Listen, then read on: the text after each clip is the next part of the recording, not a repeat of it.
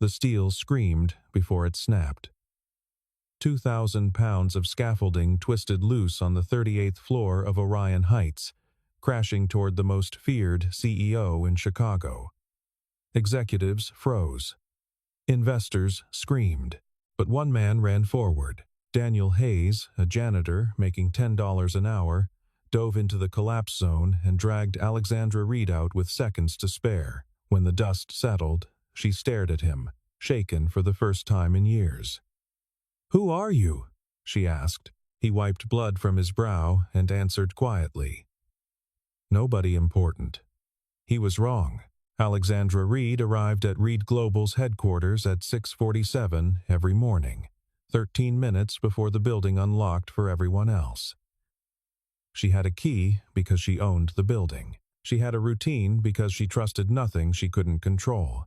On the 53rd floor, the air tasted different, filtered, cool, curated. Her corner office faced north and east, which meant she saw the sunrise and the lake simultaneously, two things that could not disappoint her as long as she did not ask too much of them. She was 41 years old. She had built Reed Global from a consulting firm with 6 employees into an infrastructure development company managing $14 billion in active contracts. She had done this through a combination of forensic attention to detail, an ability to identify structural weaknesses in deals before anyone else in the room, and a willingness to cut anything that slowed her down: deadlines, partnerships, people. The executive floor operated on a kind of ambient fear, not hostility. Her staff were well compensated, well resourced, and left alone to do their jobs. The fear was more architectural, a sense that imprecision had consequences. Her assistant, Nathan, had been with her 6 years and had learned to anticipate what she needed before she asked. He did not offer her coffee unless she had already glanced at the credenza. He did not summarize her calendar unless she was already reaching for it. She had never told him these things. He had simply learned. That morning, she reviewed the structural timeline for Orion Heights, a 42-story mixed-use tower in the South Loop that had been 2 months behind schedule since January. The general contractor, a firm called Apex Build Partners, had assured her repeatedly that the delays were supply chain related. She had begun to doubt this. 14 miles away, on the ground level of the same project, Daniel Hayes was mopping a stairwell that smelled of joint compound and cigarette smoke. He wore a gray uniform with the Apex Build Partners logo on the chest pocket. The logo was iron-on and had started to peel at the lower left corner. He had not bothered to fix it. It was 6:50 inches the morning. He had already been there for 2 hours. At 4:45, he had dropped his daughter Lily, age 7, at his neighbor Mrs. Paulson's apartment 2 floors below his own. Lily had been asleep when he carried her, her head against his shoulder, her sneakers untied. He had tied them before he put her on Mrs. Paulson's couch, not because she needed them tied to sleep, but because he found the act of doing it calming. Small correctness, the things you could actually fix.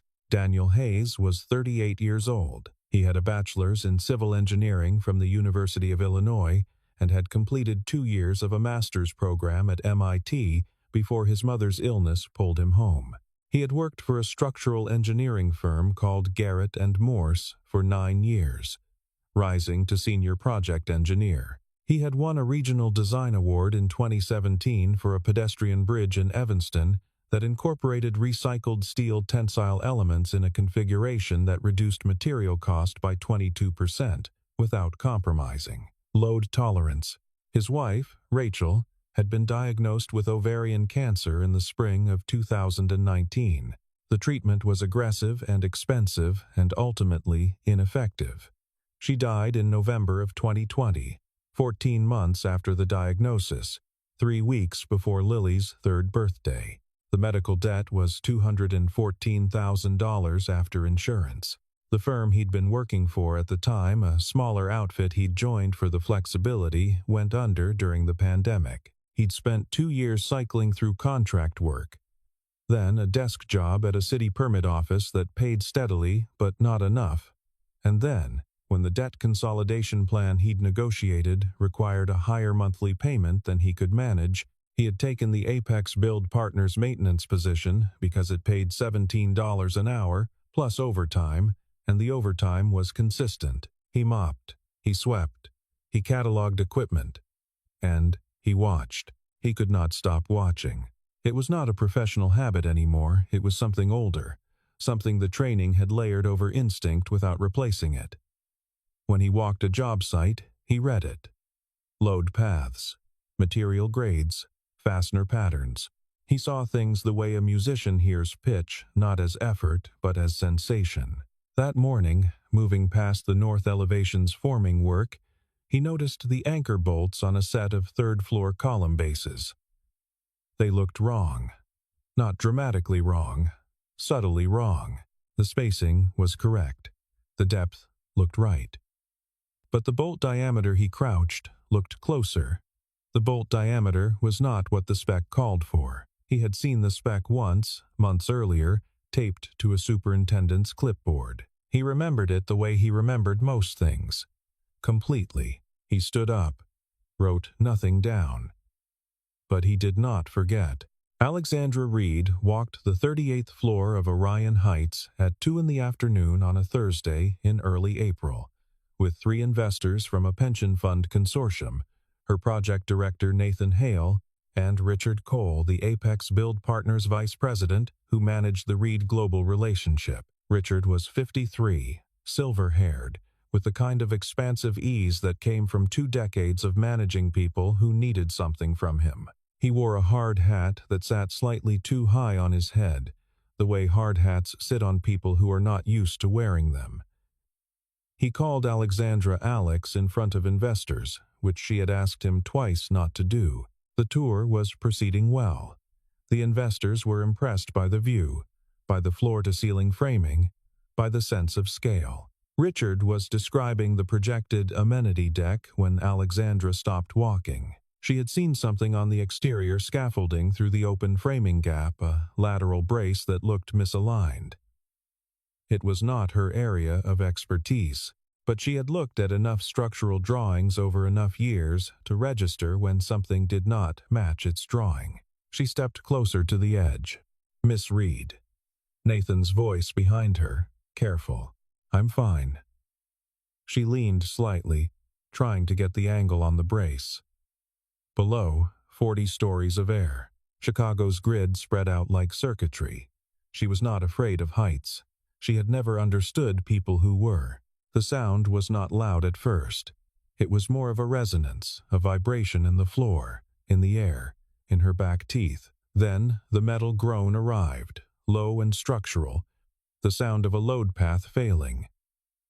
And then, movement, fast, a shadow from above. She had no time to think. She had time only to register the incoming mass, 2,000 pounds of scaffolding system, exterior platform, and lateral bracing, and to understand, in the most elemental way, that she could not move fast enough. Someone moved for her. A hand caught her left arm. A body hit her from the right.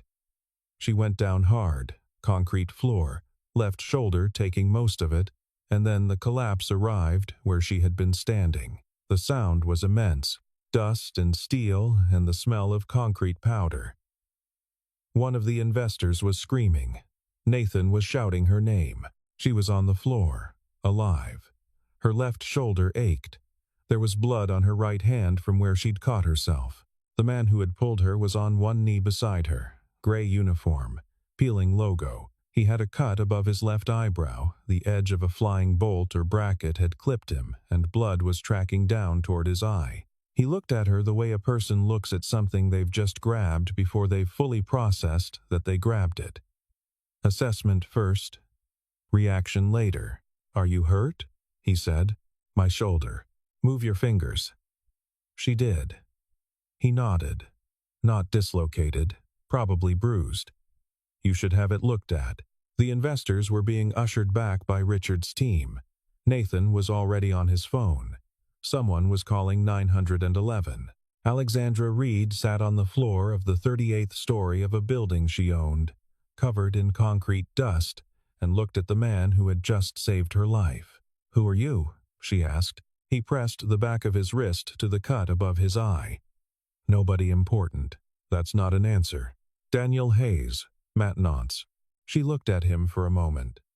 Then she looked at where the scaffolding had come down, the torn bolts, the buckled frame, the sheared anchor plate. She looked at it with the part of her brain that never stopped working. "That bracket," she said. "It failed at the base." Daniel Hayes looked at the bracket. Then he looked at her. "Yes," he said. She asked Nathan for his file before she left the hospital. The shoulder was bruised, not fractured. She was given ice, an anti-inflammatory, and instructions she would not follow. Nathan sent the file to her phone while she was still in the examination room. She read it in the car back to the office. Daniel Hayes. Born 1,986 inches, Rockford, Illinois. B.S. Civil Engineering. University of Illinois at Urbana-Champaign, 2008. Graduate Studies, MIT, 2009-2011, incomplete. 9 years at Garrett and Morse Structural Engineering. Regional Design Award. Illinois Chapter of the Structural Engineers Association, 2017. She scrolled further. Garrett and Morse had dissolved in 2021. Prior to that, a smaller firm. She recognized the name. They had done work she'd looked at once on a riverfront project that never got permitted. Good work. Then the gap. 2 years of contract labor, a city permit desk, and then the Apex Build Partners maintenance roster. She put her phone down. She looked out the car window at the expressway moving past. Nathan, in the passenger seat, was diplomatically silent. "Pull his full employment history," she said, "and get me everything Reed Global's HR has on how maintenance contractors are hired at active project sites." Already sent the request. She was quiet for a moment. The city slid by. How does someone with an MIT engineering background end up on a maintenance crew? Nathan did not answer immediately. He knew her well enough to know that was not a question requiring an answer. It was the beginning of something. She was right. 2 days later, she knew about Rachel. She had not asked for that information. It had come through a background supplement her HR team included as standard. She read it once, put her phone face down on her desk, did not pick it up again for 11 minutes, which was a long time for her. She thought about a man carrying a sleeping child to a neighbor's apartment at 4:45 inches the morning so he could mop staircases at a construction site where he silently watched materials being installed wrong and said nothing, because it was not, technically, his job. She thought about the anchor bolts. She met Daniel Hayes in a conference room on the 22nd floor. Not her floor, not the project floor. Neutral ground.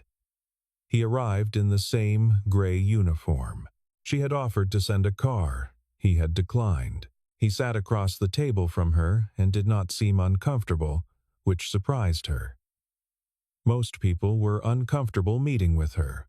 He seemed, if anything, focused, present in the specific way that people are when they have decided in advance what they are willing to say. "You noticed the bracket before it failed," she said. "Nathan's security review confirmed you'd been standing near that section of the floor earlier." "I noticed something," he said. "What did you notice?" A pause. Not evasion, precision. The lateral bracing on the exterior platform had been modified from the original installation. The clip angles were undersized, and the anchor plate for the top support wasn't drilled to spec. The hole pattern was off by about 3/8 of an inch, which under dynamic load would migrate the stress concentration to the base anchor. She finished. He looked at her. "Yes, you've seen the structural drawings for this project. I saw part of a spec sheet once, taped to a superintendent's clipboard." For about 40 seconds, she studied him. "And you remembered it." He did not respond to that as if it were a compliment. He simply nodded. "I want you to look at the full project drawings," she said. Formally. As a consultant, he was quiet. Outside, 42 stories down, Chicago moved. "That's not a small thing," he said. "If there's something wrong with this building and I find it, what happens to my job? What happens to the people who need this project to close? I need to know the truth about what's in that building before anyone else gets hurt." "That's not what I asked." She respected that. "I'll protect your employment. Whatever you find, your position with Reed Global is guaranteed. Not Apex Reed Global directly, and whatever the findings are, decisions are mine, not yours." He thought about it. "Not long. But genuinely, my daughter," he said. "Her school lets out at 3. Some days I can't pick her up until 5. On those days, she comes here and does her homework in the break room. That stays." Alexandra Reed blinked once. "Agreed. Tuesdays she comes regardless, whether I'm here or not." "Fine." He nodded. Then, yes, he worked evenings after Lily was asleep. Mrs. Paulson's fee had gone up slightly. Daniel had not mentioned this to Alexandra, simply absorbed it, and he spread the full drawing set across the folding table in his kitchen with the overhead light on and a cup of coffee that went cold before he drank it. What he found methodically. He started with the foundation. The geotechnical report called for drilled concrete piers with a minimum compressive strength of 5,000 pounds per square inches. He cross-referenced the mix design documentation submitted to the city. Then he found a discrepancy. The mix approval had been issued for 5,000 pounds per square inches. But the on-site batch records, buried in a contractor submittal package he had to request 3 times before it was provided, showed a consistent 3,800 pounds per square inches mix being used. The difference was not cosmetic.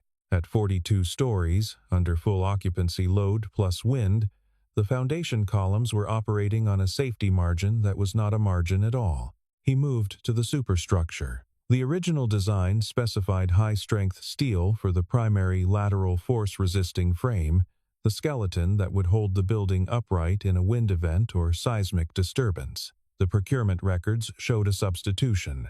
The substitute alloy was listed as equivalent performance in a document signed by a materials engineer whose license, when Daniel checked the state registry, had been suspended 18 months earlier. He kept going. The HVAC ductwork penetrations through the floor slabs, supposed to be sleeve and collar assemblies, with rated fire stopping, had been roughed in with foam backer rod and a non-rated sealant. A fire would have pathways through every floor. He sat with it all for a long time before he called her. It was 11:40 at night. "This building has approximately 5 to 10 years before it presents a serious structural risk," he said when she picked up. "That's not a dramatic estimate. That's load cycles, material degradation, and the original safety margins that no longer exist." She was quiet on the other end. "How many units are pre-sold?" he asked. 214. He said nothing. "Who else could have known this was happening?" she said. Her voice had changed. Not softer, exactly, but the practiced control had thinned. Someone approved the material substitutions. Someone signed off on the batch records. "This isn't an accident, Miss Reed. These are a series of deliberate decisions that each saved money." Another long silence. "Richard Cole manages the Apex relationship," she said quietly. "That's your department," he said. "I'm just telling you what the building says." She asked him not to do it. He did it anyway. At 1:15 the morning, 12 days after their conference room meeting, Daniel Hayes let himself into the Orion Heights site through a loading door on the B2 level whose keypad code he had memorized from watching a superintendent enter it 6 weeks earlier. He carried a rotary hammer drill, 2 core bits, a portable light stand, and a sample collection kit he'd borrowed from a testing lab contact he still had from his Garrett and Morse years. He needed ground truth. The batch records could be falsified. The documentation trail could be managed. But concrete does not lie. If you cut into it, it tells you exactly what it is.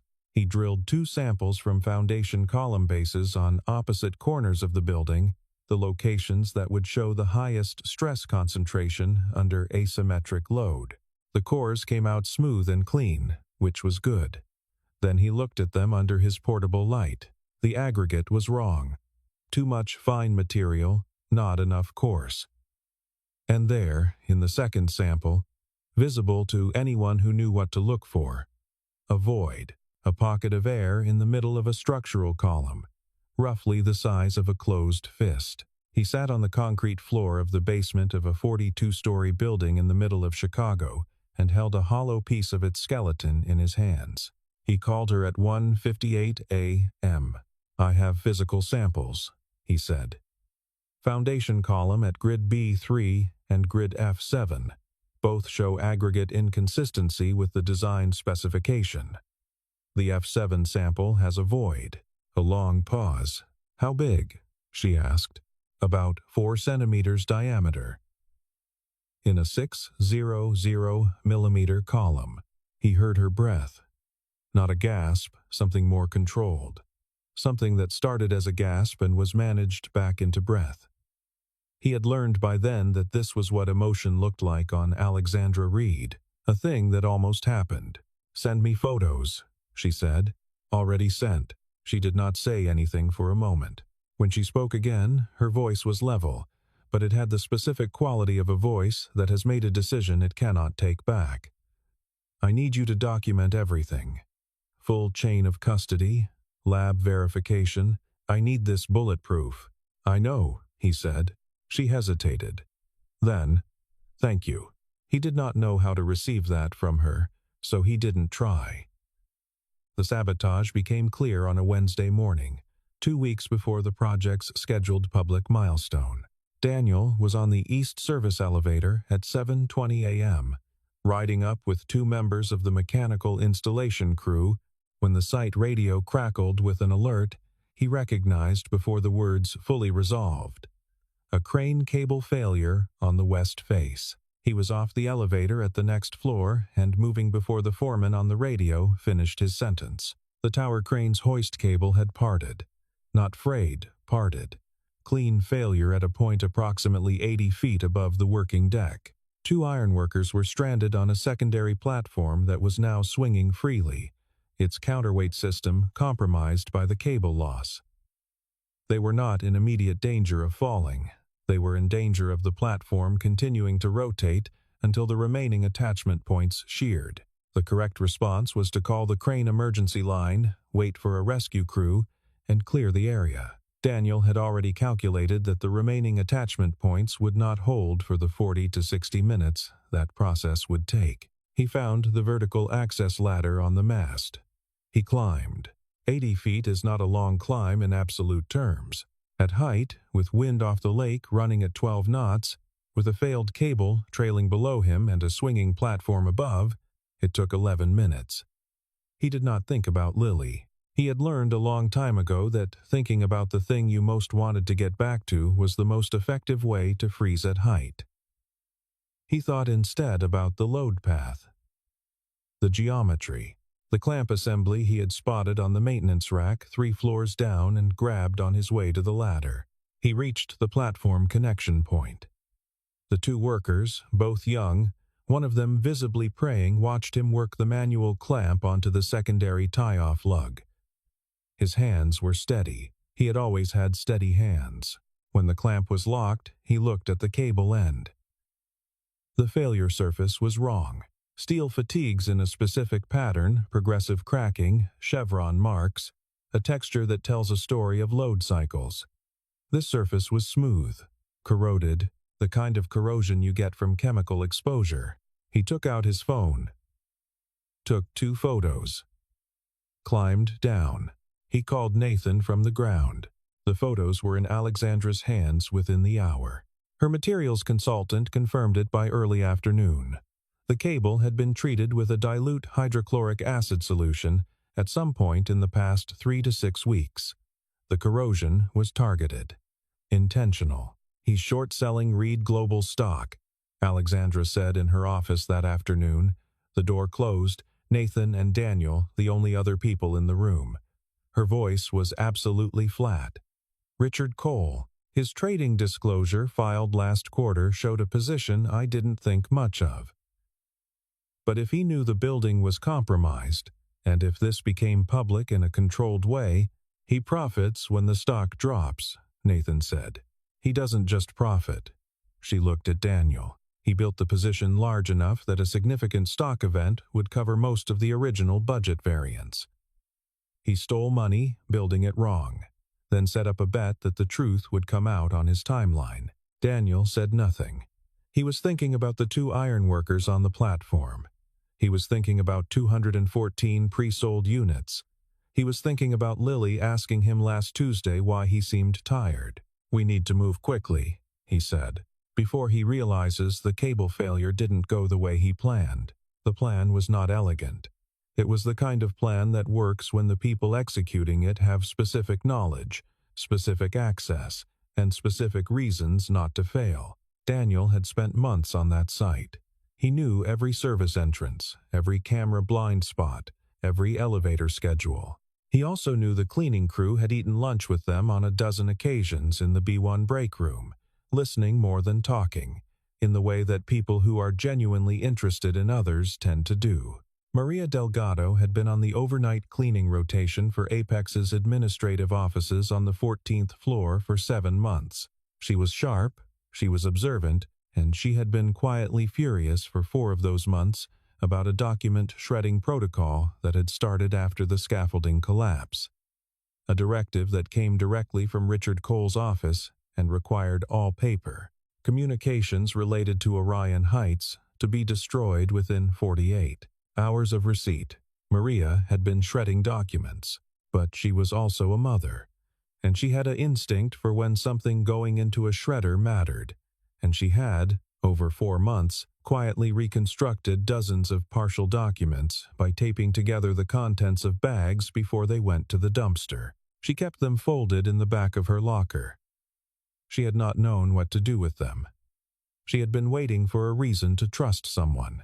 Daniel gave her that reason on a Tuesday evening while Lily was doing multiplication tables at the break room table and Maria was on her way to the elevator. "Those documents," he said quietly. "I think they matter. I think someone who can act on them is ready to act." She looked at him. Then she went to her locker. The documents were partial, but they were enough. Purchase orders for materials that didn't match what was installed. Sign-off sheets with signatures that didn't match the licensed engineers on record. And one complete internal email, printed and then apparently forgotten in the shredding queue, in which Richard Cole described the material substitution program as the gap management approach, and referenced a wire transfer account in a name that was not Apex Build Partners. Alexandra's legal team had the documents by 9 p.m. The wire transfer account, traced through a financial forensics contact, connected to an LLC registered in Delaware, whose beneficial owner confirmed by 11:15 p.m. was Richard Cole. The server room access was the last piece. Apex maintained a project management server on the 50th floor of Reed Global's headquarters, a legacy arrangement from an earlier phase of the partnership. The server contained the original communication logs. Richard had not wiped them because he believed he controlled who could access them. He did not control Carmen Okafor. Carmen was a Reed Global Facilities technician who had been quietly documenting an HR complaint against a supervisor for 3 months. She was not involved in the investigation. She was, however, on duty at 11:30 p.m. when she received a call from a number she recognized as Nathan Hales. "I need access to the 50th floor server room," Nathan said. "I need it now. I need you to not ask me about it until tomorrow morning." Carmen had worked at Reed Global for 6 years. She had formed her own opinion of Alexandra Reed over that time, an opinion that included the understanding that the woman was difficult, demanding, and genuinely incapable of ethical compromise when she understood what was at stake. "I'll be there in 10 minutes, Carmen said. Richard Cole arrived at Reed Global's building at 12:40 a.m.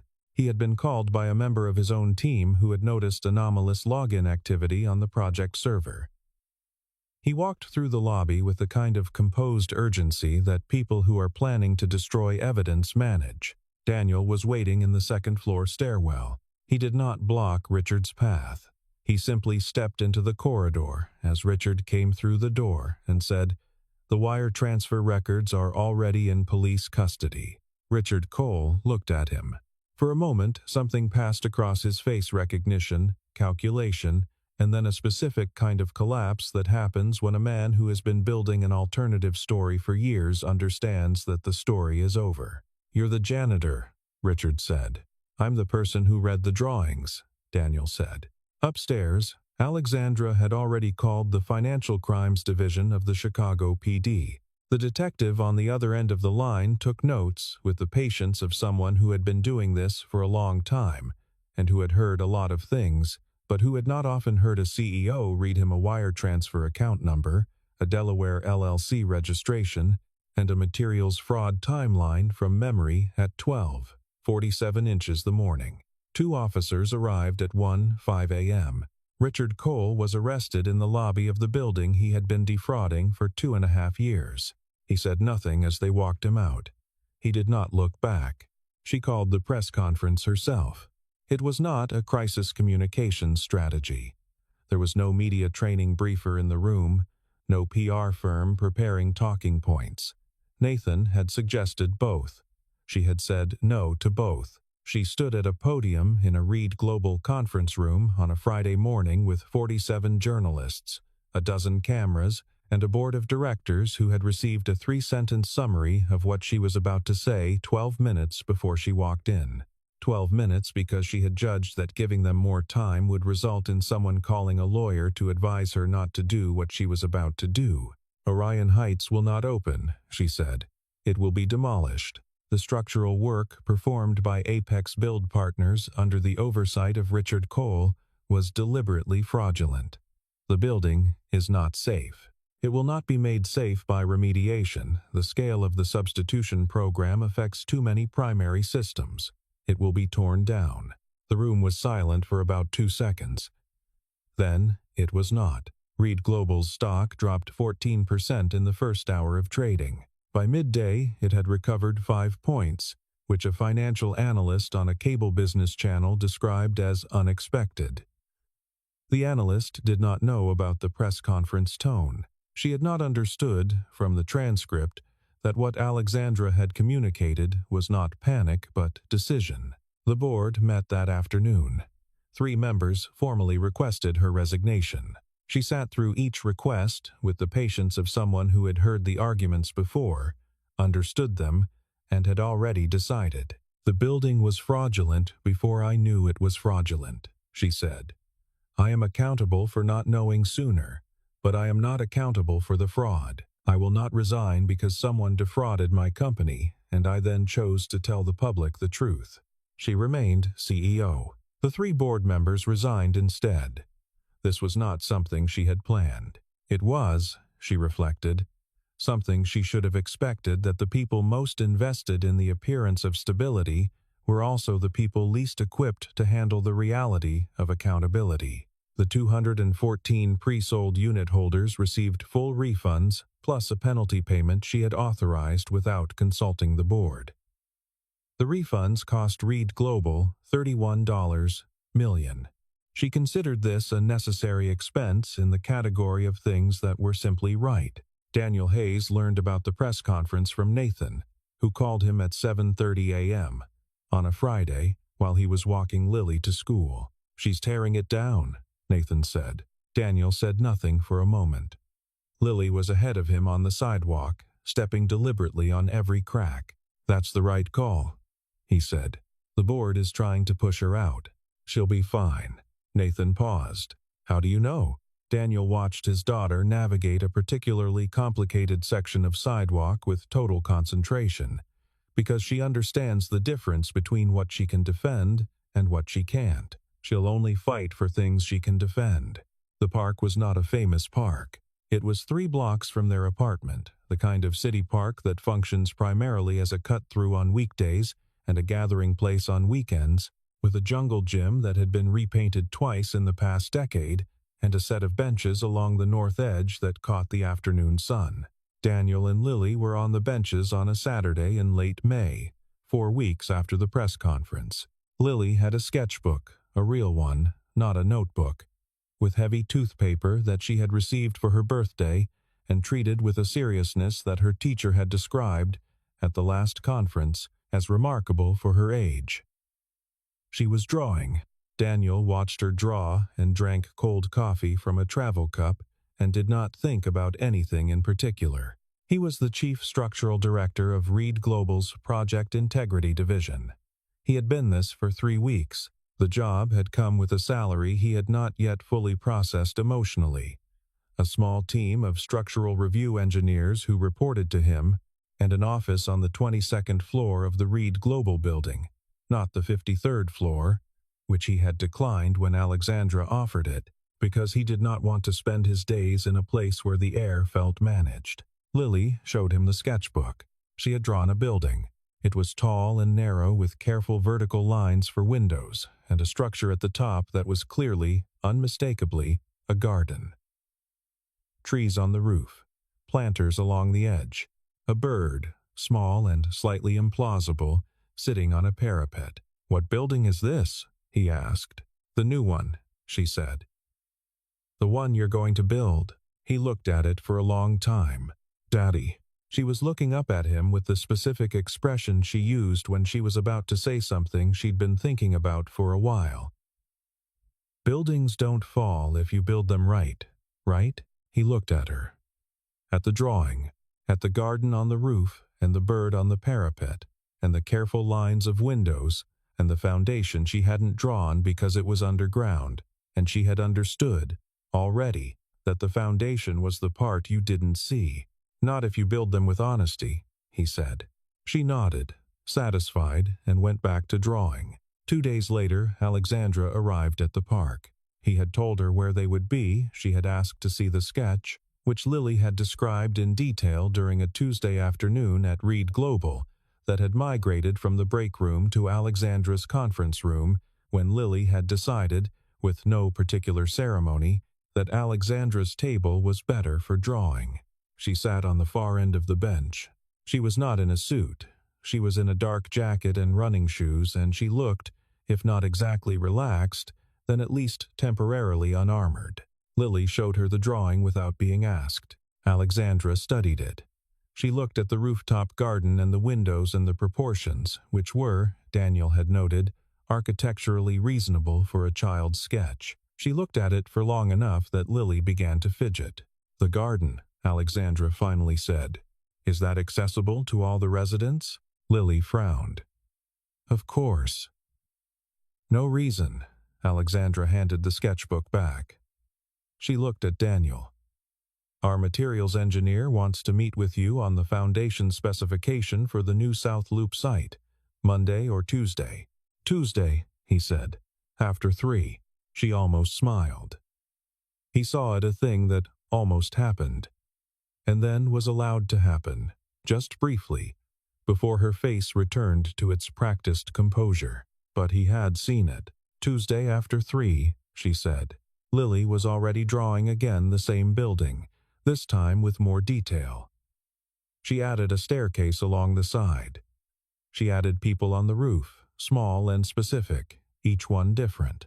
The afternoon light came through the trees in the way it does in May in Chicago, when the leaves are new and the air is still clean from rain and the city remembers.